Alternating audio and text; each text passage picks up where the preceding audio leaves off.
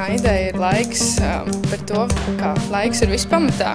Un kad ir cilvēki, kuriem ir spējas apiet šo laiku un laust viņu to spēcīgo varu un ar radošo savu prātu viņi piešķir lietām jaunu dzīvi. Un varbūt ir tā, ka es nespēju laikam radīt neko super vienkāršu. Tāpēc arī līdz ar to tas kodām caur līnijām un formām veidojās kaut kāda neliela sarežģītība. Tā ir arī tā sajūta, ko es vēlētos panākt. Mēs jau varam ražot, bet ir beidzot, manuprāt, kaut kas jādara arī, lai vērst lietas par labu.